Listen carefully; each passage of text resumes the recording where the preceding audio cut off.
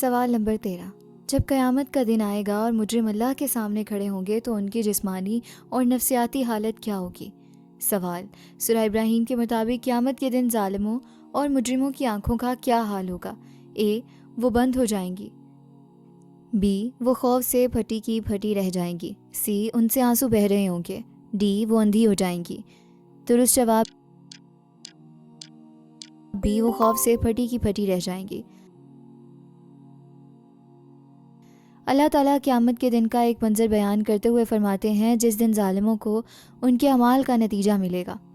سورہ ابراہیم آیت نمبر 42-43۔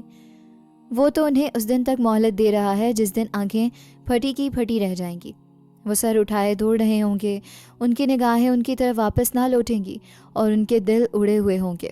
یہ منظر ان کفار مکہ کے لیے ایک تنبیہ تھی جو دنیا میں تکبر سے سر اٹھا کر چلتے تھے اور مسلمانوں کا مذاق اڑاتے تھے۔ اللہ نے انہیں بتایا کہ آج جو سر تکبر سے اٹھے ہوئے ہیں، کل وہی سر خوف اور ذلت سے اللہ کے سامنے جھکے ہوں گے اور آنکھیں دہشت سے ایک جگہ جم جائیں گی۔ اللہ ہمیں قیامت کے دن کی شدت اور ہولناکی سے خبردار کر رہے ہیں تاکہ ہم دنیا کی زندگی میں غافل نہ ہو جائیں۔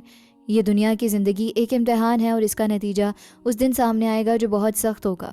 اس دن کی تیاری ہی عقل مندی ہے۔ جب بھی آپ کے دل میں تکبر پیدا ہو یا آپ کسی گناہ کو معمولی سمجھیں تو ایک لمحے کے لیے قیامت کے اس منظر کو یاد کریں۔ سوچیں کہ کیا آپ اس دن کی دہشت کا سامنا کر سکیں گے؟ یہ سوچ تقویٰ کی طرف واپس لے آئے گی۔ کمنٹ میں آمین لکھ کر اس دعا میں شامل ہو جائیں کہ اللہ ہمیں قرآن کی سمجھ دے اور اس پہ عمل کی توفیق دے، اور آنے والی ویڈیوز کے لیے چینل کو سبسکرائب کر